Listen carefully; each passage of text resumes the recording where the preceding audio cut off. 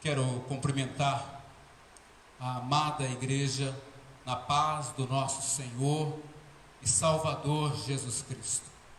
Começamos, portanto, o nosso culto ao Senhor de uma forma diferenciada, até porque estamos nesse período de pandemia, onde não é possível termos aqui o ministério de louvor. Eu estou nesse momento sem máscaras, porque estou praticamente só dentro do templo. A pessoa mais próxima a mim está a vários metros e, portanto, não há possibilidade de nenhum contágio ou qualquer problema. O mais importante é que estamos unidos. Deus nos deu a graça de termos uma tecnologia avançada, onde mesmo longe do templo, nós podemos estar unidos e no mesmo espírito. Quero aqui cumprimentar você que acompanha essa transmissão da Igreja Presbiteriana de Pontes Lacerda. Temos já espectadores lá na Itália, graças à tecnologia em Portugal, onde o nosso sinal, através da internet, através da página da Igreja Presbiteriana, está alcançando. A igreja sai das quatro paredes do templo e leva até você a mensagem que salva. Quero aqui fazer uma oração para começarmos, portanto, fazer a nossa reflexão no texto bíblico separado pelo nosso Senhor, para que nós elevássemos até você nessa noite. Nós bendizemos o teu santo nome, ó poderoso Deus. Obrigado porque o Senhor tem nos sustentado, mesmo nesses dias difíceis. Quero aqui, ó Pai, clamar que a mensagem do Senhor seja ouvida, que o seu povo, Pai, esteja de forma solene também diante da palavra, com a mesma solenidade que há, ó Pai, quando todos estão no templo. Que todos possam separar agora toda a atenção para a tua palavra e que o Senhor possa falar aos corações nessa noite. Obrigado pela oportunidade, mesmo pecador, mesmo falho, e mesmo assim o Senhor nos chama para aplicar a tua palavra nessa noite. Eu me escondo atrás da sua cruz e peço que o teu Espírito fale ao teu povo. Eu peço e agradeço em nome de Jesus. Amém. Meus irmãos, hoje eu quero compartilhar um texto bíblico que vai chamar a atenção principalmente para as horas difíceis da nossa vida. E esse texto, ele está embasado na vida de um homem que realmente fez a diferença com a sua vida a partir do momento que abraçou a fé. Quão importante é termos a certeza de que Deus está conosco nas horas difíceis. Quão importante é saber que Deus está no controle de todas as coisas nos momentos difíceis da vida. Quero falar do apóstolo Paulo, um exemplo do que o nosso Deus pode fazer na vida de um homem que decidiu abraçar a fé. Da posição de maior perseguidor da igreja antiga, ele foi elevado à posição de maior plantador de igrejas da história cristã.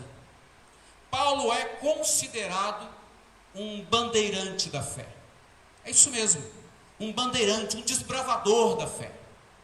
E é por isso que eu gostaria de falar um pouquinho de uma passagem que nos chamou muito a atenção.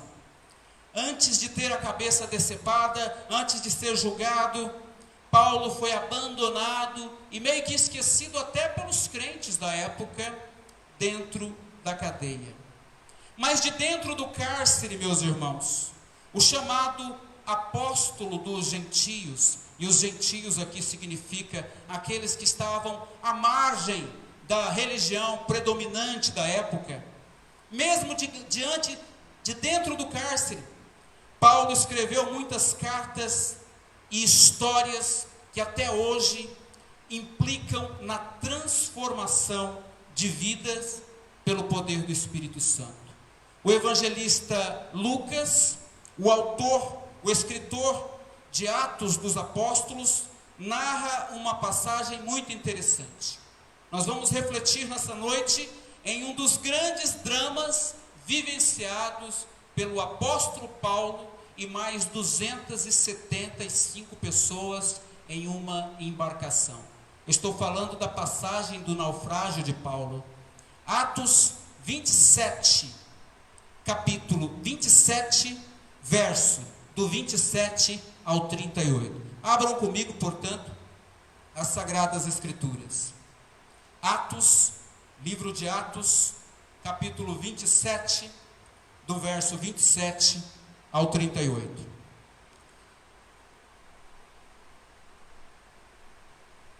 Que Deus possa abençoar você, que essa leitura da palavra possa vir ao encontro das suas necessidades reais. E é o que Deus faz. A nossa oração hoje foi para que Deus falasse aos corações de todos aqueles que têm acesso à tecnologia. O naufrágio. Quando chegou a 14ª noite, sendo nós batidos de um lado para o outro no mar Adriático, por volta da meia-noite, pressentiram os marinheiros que se aproximavam de alguma terra, e lançando o prumo, acharam 20 braças, que quer dizer 36 metros de profundidade. Passando um pouco mais adiante, tornaram a lançar o prumo e acharam 15 braças, que significa 27 metros de profundidade.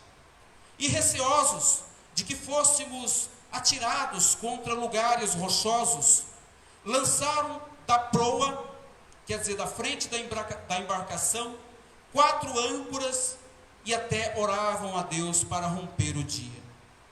Procurando os marinheiros fugir do navio e tendo arriado o bote no mar, a pretexto de que estavam para largar as âncoras da proa, da parte da frente, disse, portanto, Paulo ao centurião, que guardava os prisioneiros, e também aos soldados: se estes não permanecerem a bordo, vós não podereis salvar-vos.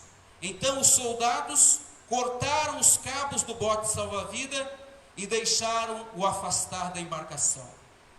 Enquanto amanhecia, Paulo rogava a todos que se alimentassem, dizendo: hoje é o 14º dia em que esperando estais sem comer, nada tendo provado. Eu vos rogo que comais alguma coisa, porque disto depende a vossa segurança, pois nenhum de vós perderá nem mesmo um fio de cabelo. Tendo dito isto, tomando um pão, deu graças a Deus na presença de todos, e depois de o partir, começou a comer. Todos que estavam com ele recobraram o ânimo e se puseram também a comer. Estávamos no navio 276 pessoas ao todo. Refeitos com a comida, aliviaram o navio, lançando o trigo ao mar. O navio era um navio cargueiro, estava levando mantimentos para o Império Romano, saía do extremo sul, passou por diversas ilhas, para chegar, portanto, àquela região. Mas, meus irmãos, antes de falar um pouquinho, eu gostaria de trazer aqui o contexto que esse texto foi escrito. Paulo estava preso na cidade de Cesareia há cerca de 2 anos. Cesareia era uma cidade que se localizava a alguns quilômetros da cidade de Jerusalém. E lá, os judeus queriam matar Paulo. Isso mesmo, eles queriam matar Paulo. Sabe por quê? Porque ele pregava Jesus como Messias. Paulo era acusado de profanar o templo com mentiras, segundo os religiosos da época, absurdas. Eu vou contar mais uma parte aqui lá da cidade de Cesareia.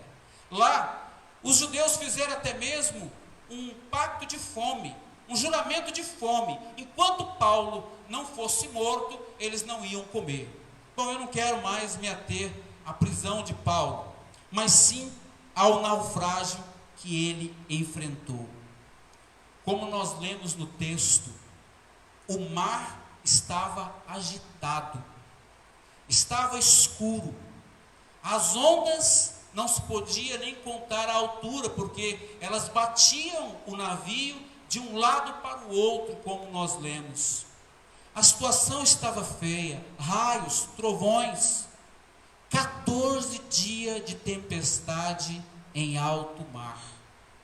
O desespero certamente tomou conta das pessoas, ao ponto que elas estavam totalmente desesperadas. Uma situação, humanamente falando, fora de controle. O desespero tomou conta de todos, ao ponto dos marinheiros, os responsáveis pela condução da embarcação, querer pular fora do navio e deixar os prisioneiros, deixar o centurião, deixar os soldados para perecer. O desespero era tanto que eles estavam querendo sair num barquinho salva-vidas. Isso os marinheiros, responsáveis pela embarcação. Eles não tinham mais esperança de escapar com vida. Irmãos, amigos, acompanhando, nesses dias de pandemia, o nosso mundo parece que está como essa embarcação, fora de controle.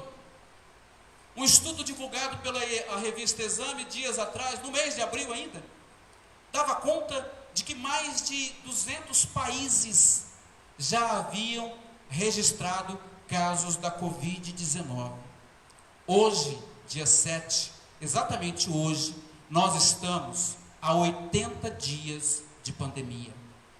80 dias de desespero, 80 dias de choro, 80 dias de lamento, 80 dias onde não temos a capacidade, devido à lei, de poder fazer um sepultamento digno daquelas pessoas que morreram.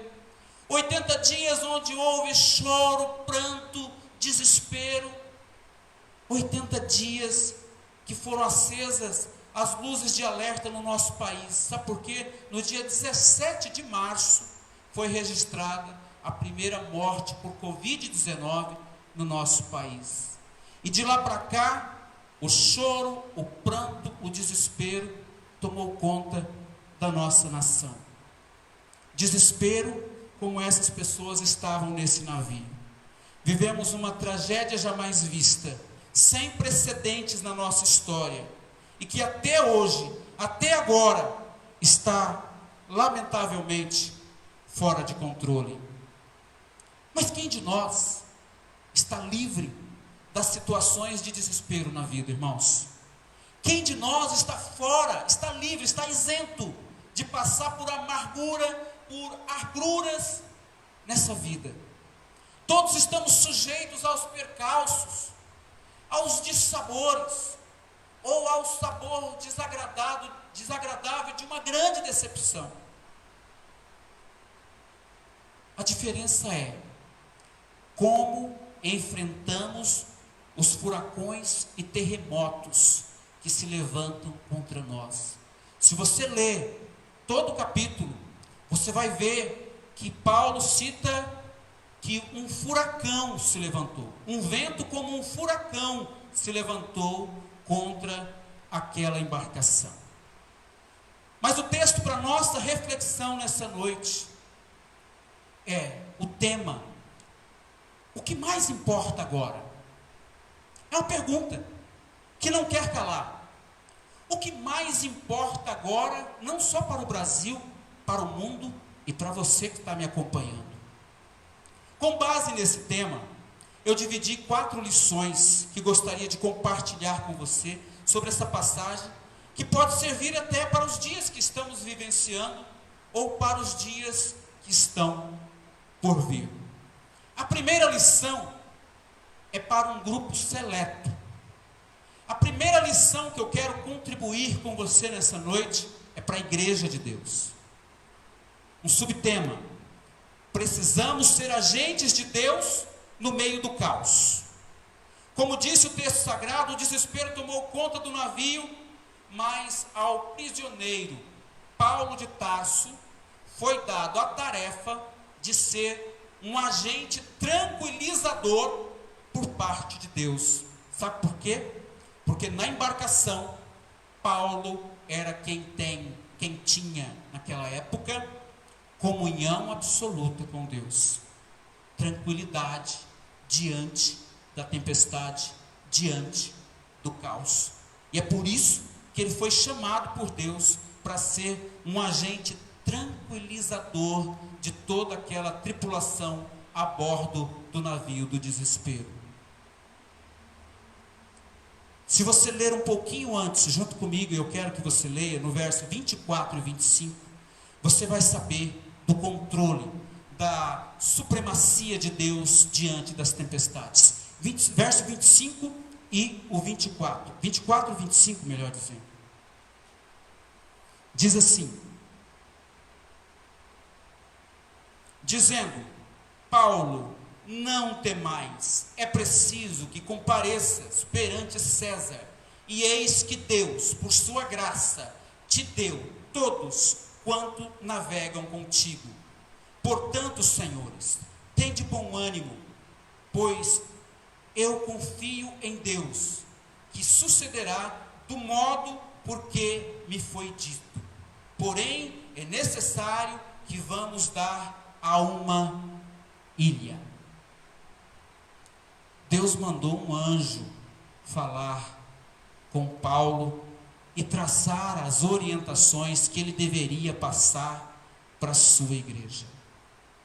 Deus encarregou esse anjo de falar diretamente ao coração de Paulo. Um sinal claro de que Deus está no controle também daquela situação. Eu volto à pandemia e falo mais uma vez com a autoridade que Deus nos dá através da igreja. Deus tem o controle dessa pandemia. Deus não perdeu as rédeas do coronavírus.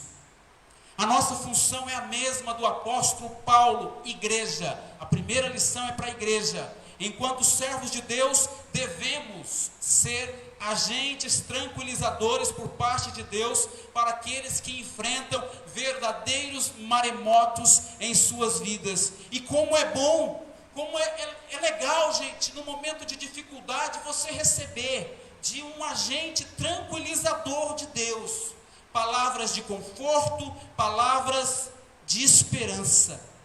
Deus quer te usar como um agente tranquilizador. Aí você me pergunta, Antônio, presbítero, você está fugindo, você está romantizando as coisas. Deus não me mandou nenhum anjo orientar ninguém sobre a pandemia. Não, meu irmão, você sabe por quê? Porque um anjo de Deus é pequeno diante disso aqui, ó. Você tem a palavra. Nenhum anjo de Deus falou tanto quanto a Bíblia fala.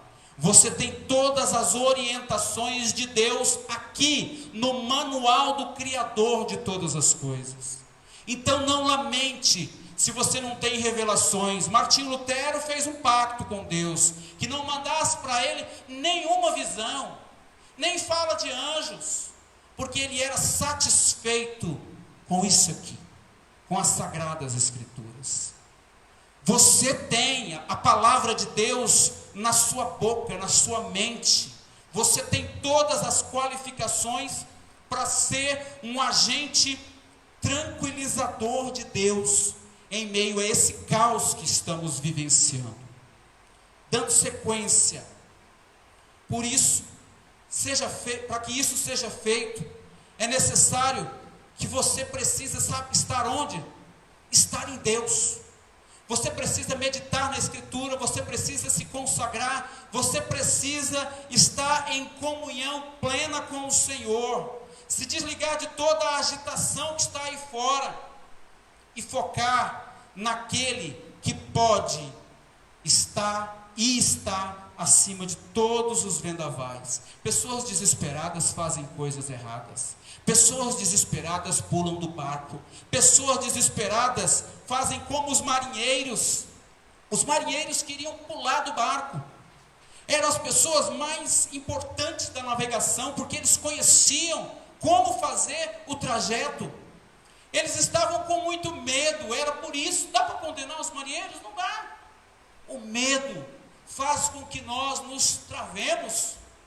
O medo nos deixa imóveis.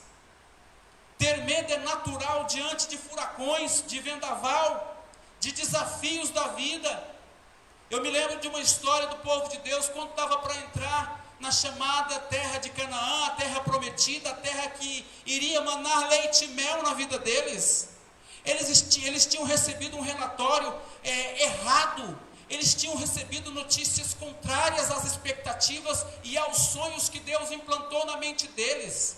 E eles estavam com medo, porque os espias que foram lá, a maior parte deles, trouxeram notícias negativas. E como nós temos ouvido notícias negativas nos últimos dias, meus amigos, meus irmãos, como nós temos presenciado fatos negativos, e isso tem tirado a nossa direção. Mas sabe o que Deus falou para esse povo? O povo de Josué, que iria entrar na terra prometida, ele diz: sede fortes e corajosos, não temais nem vos atemorizeis diante deles, porque o Senhor, o vosso Deus, é quem vai convosco. E disse mais: não vos deixará e nem vos desamparará. Paulo sabia qual era a vontade de Deus naquela embarcação, que era a de salvar a todos que estavam com ele no navio. Você, como agente de Deus, pode anunciar que Deus quer salvar a todos. Salvar não só dessa doença que está aí, mas salvar a alma das pessoas para viver abraçada com Deus para a eternidade. Seja como Paulo, um agente tranquilizador da parte de Deus. Primeira lição. Vamos para a segunda. Agora eu vou caminhar um pouquinho mais rápido. A segunda lição é uma ordem: não saia do barco. Não saia do barco. Como já vimos, os marinheiros tentaram lançar um barquinho salva-vidas em meio à turbulência da tempestade e queriam cair fora. E como tem gente, meus irmãos, que na primeira ventania, no primeiro trovão, no primeiro raio, quer abandonar o barco do local de trabalho, abandonar o barco da faculdade, abandonar o barco da igreja, abandonar o barco da família. Os marinheiros, como eu já disse, eram as pessoas mais experientes que haviam no navio, 275 pessoas, mas eles eram os mais experientes, e eles queriam abandonar o navio. Gente, assim acontece também dentro de muitas casas, dentro de muitas famílias. Tem sempre alguém querendo abandonar o navio.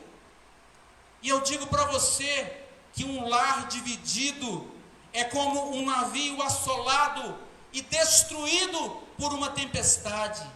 É mais uma família que naufragou. São mais sonhos que foram parar, sabe onde? Lá no fundo do mar, junto com os corais. Sonhos que nunca mais serão ressuscitados. Sabe por quê? Porque os marinheiros que casaram para comandar a casa deram o pé, saíram do barco, deixaram filhos com marcas que o tempo não irão apagar. Não abandone o barco. Aguente firme as ondas. Aguente firme as tempestades. Toda tempestade tem hora e minuto para acabar. A tempestade que Paulo enfrentou, mas esses homens, durou 14 dias, depois veio a bonança, e eles foram parar na ilha de Malta, que no passado era chamada também de refúgio.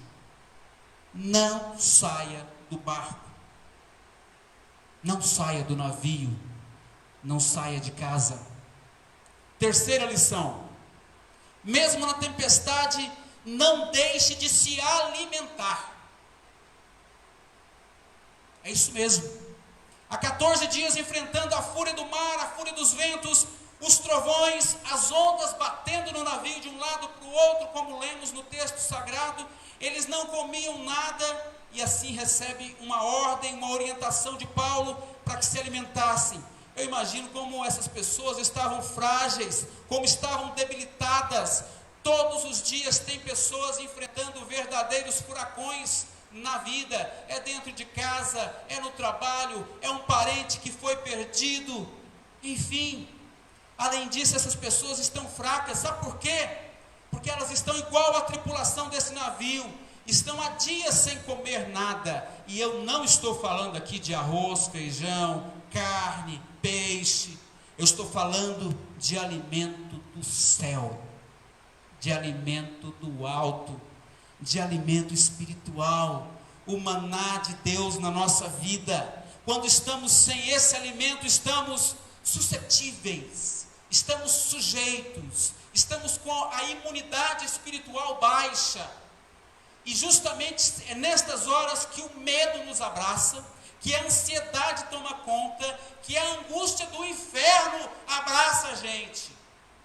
Por quê? Porque estamos com a saúde debilitada, porque não nos alimentamos do espiritual. Jesus Cristo disse muito bem em João 6,35: eu sou o pão da vida. Quem crê em mim, quem vem a mim, jamais terá fome, e o que crê em mim, jamais terá sede. Jesus se coloca aqui como os dois principais alimentos, pão e água, necessidade de qualquer ser humano. Ele é o pão da vida. Você tem se alimentado de Jesus Cristo? Ou você tem se alimentado da televisão? Ou você tem se alimentado dos jornais? Ou você tem se alimentado do WhatsApp com toda e qualquer sorte de fake news? Ontem lançaram uma fake news de que o governador de Mato Grosso, que está com Covid, estava sendo tratado lá no melhor hospital de São Paulo. E de imediato a esposa dele correu lá no quarto, gravou um vídeo mostrando ele no quarto, falando com as pessoas de que ele estava em casa. Você tem se alimentado de fake news? Ou você tem se alimentado do pão da vida, que é Jesus Cristo? Quantos aqui têm coragem ou a vontade de dar graças quando estão passando por prejuízos, por perigos, perseguições e naufrágios na vida? Paulo fez isso no meio da tempestade, ergueu os braços, cortou o pão, deu graças a Deus e deu comida para aqueles que necessitavam.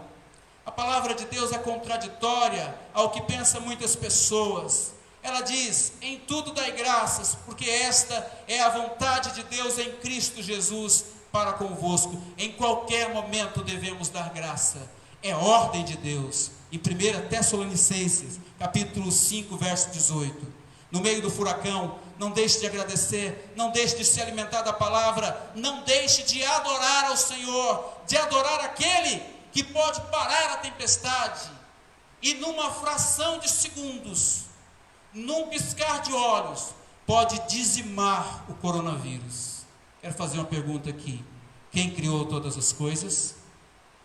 Vou melhorar a pergunta: quem permitiu que fosse criado o coronavírus? O Deus Todo-Poderoso, que tem todo o poder para criar e para dizimar em qualquer segundo. Creia nesse Deus. Ele está no mesmo barco que estamos. Se alimente dele. Quarta e última lição: esvazie o barco. É hora de esvaziar o barco. Tire do barco tudo que está pesado. No fim do texto que lemos, se o mar estivesse calmo, se fosse um dia de sol como o que tivemos hoje, se o céu estivesse azul da cor de anil ou da cor de brigadeiro, o barco, mesmo pesado, iria chegar até Roma, porque lá o povo aguardava pelo trigo ansiosamente. Era um navio cargueiro. Possivelmente Roma naquela época não plantava tanto trigo, e era portanto uma carga valiosíssima.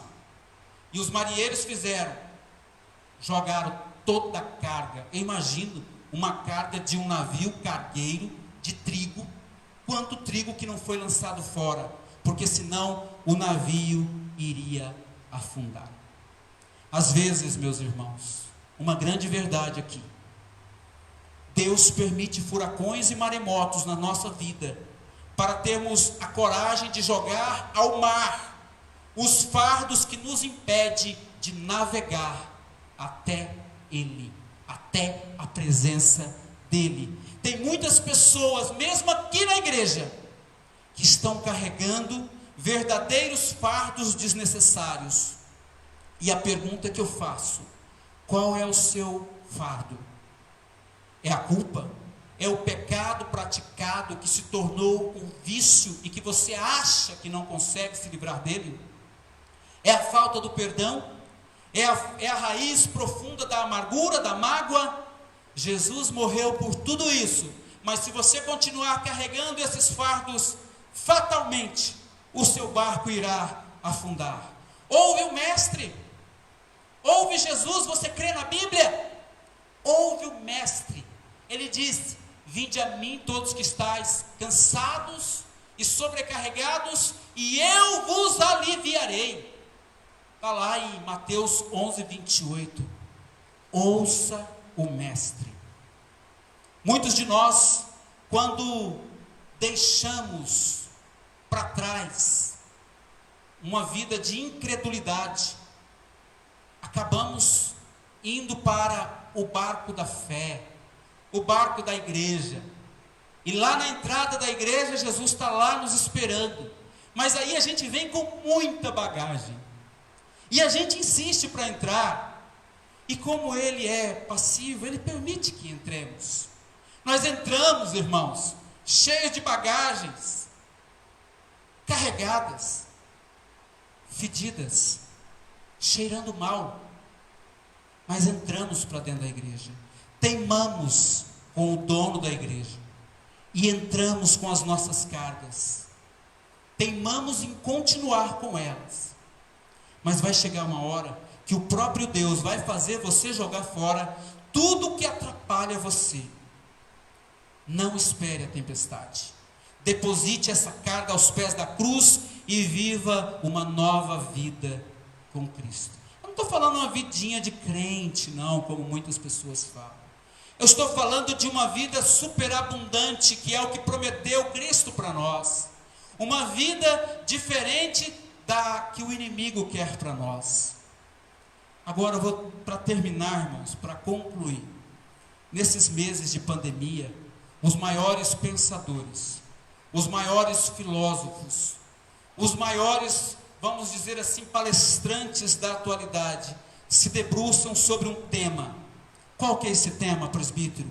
O mundo nunca mais será o mesmo pós-pandemia. Eles debruçam sobre esse tema. Já ouvi vários filósofos falar, não vai ser mais o mesmo. E a gente já está vendo uma mudança. Basta olhar para os bilionários do mundo, doando bilhões para que sejam feitas vacinas. Basta olhar para os atos das comunidades carentes do Rio de Janeiro se organizando para não deixar faltar nada para ninguém. Solidariedade crescente, vida, humanidade crescente. E é por isso que os palestrantes já falam, o mundo não será mais o mesmo. Uma mudança está acontecendo. Irmãos, nós sabemos hoje o preço de um abraço.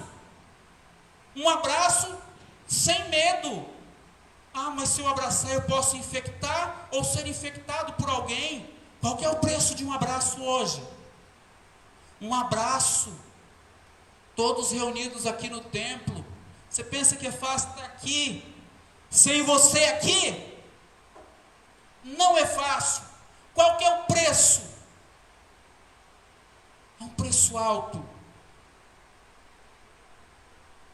Juntos em comunhão. A pandemia vai passar. O mundo, segundo as mentes pensadoras do planeta, não será o mesmo. E a pergunta que todo jornalista faz, a pergunta que não quer calar: e eu? Eu vou continuar o mesmo pós-pandemia? O mundo está mudando, mas eu vou continuar com a minha carga de ódio, rancor, intolerância, vida sem Deus? Aí você fala: presbítero, mas você esqueceu do tema. O tema não é o que mais importa agora? Então eu vou falar do tema. O que mais importa agora? É o dinheiro que estou perdendo? É o dinheiro que estou deixando de ganhar? É o prejuízo que estou tendo com a pandemia? O que mais importa agora para você, para mim e para todos do planeta é a vida. Mas não é essa vida cotidiana, é vida eterna. Plano de Deus para o futuro. A Bíblia nos relata que grande parte das tragédias e guerras que Deus permitiu foi para que o povo se reconciliasse e se dobrasse aos seus pés, sim. O que mais importa agora é a sua vida com Deus. Um simples vírus colocou o mundo de joelhos. Os reis da terra estão desesperados. As principais e mais ricas nações já gastaram e vão gastar trilhões. A economia está fadada para os próximos anos. Já tem análises. As maiores nações estão gastando. Quem criou todas as coisas está pronto, está no controle. Fala-se pandemia aqui, mas no céu há controle absoluto. O que mais importa agora é onde e com quem eu quero passar a eternidade. Na eternidade só existe 2 lugares, segundo as Escrituras Sagradas. Com quem você quer passar a eternidade? O pregador que antecedeu Jesus Cristo, João Batista, tinha uma mensagem emblemática, que era do arrependimento. Não dá para citar João Batista na Bíblia sem falar de arrependimento. E ele disse: arrependei-vos, porque está próximo o reino dos céus. Porque este é o referido por intermédio do profeta Isaías, 750 anos antes de Cristo. Ele diz: voz do que clama no deserto, preparai o caminho do Senhor, endireitai as suas veredas. Mateus 3, do 2 ao 3. Ele diz também: produzi, pois, frutos dignos de arrependimento. O próprio apóstolo Paulo diz: pois todos pecaram e carecem da glória de Deus. Quero orar com você, agradecendo primeiro a Deus pela oportunidade que Ele nos dá de levar a mensagem da fé, a mensagem que salva em todos os lares. Pai, bendizemos o Teu santo e poderoso nome. Obrigado pelas vidas que assistiram essa mensagem e que elas, ó Pai, pelo poder do Teu Espírito Santo, continue ecoando nos corações. O que mais importa para nós agora, Pai, não é nem se livrar do coronavírus. O que mais importa para nós, como crentes do Senhor, é de estar com o Senhor eternamente. Mas ao mesmo tempo, Pai, eu peço livramento para a nossa cidade. Eu clamo, ó Pai, para que o Senhor, no estalar de dedos, possa conceder aos homens a inteligência suficiente para termos o mais rápido possível uma vacina para essa pandemia. Senhor, em nome de Jesus nós oramos, agradecemos e pedimos, ó Pai, pelas vidas que estão aí fora, vivendo verdadeiros furacões, verdadeiros maremotos em suas vidas, e ó Pai, porque ainda não Te conhecem, porque ó Pai, ainda não se entregaram inteiramente ao Senhor. Que o Senhor possa ter misericórdia de todos. É o que pedimos e agradecemos em o nome de Jesus. Amém. Que Deus possa abençoar a sua vida. Na próxima quarta-feira, às 19h30, teremos estudo bíblico. No domingo, às 9 da manhã, pela internet, também teremos a escola bíblica dominical. E no domingo à noite, às 19 horas, teremos o culto solene. A todos, uma boa noite e que Deus abençoe a todos.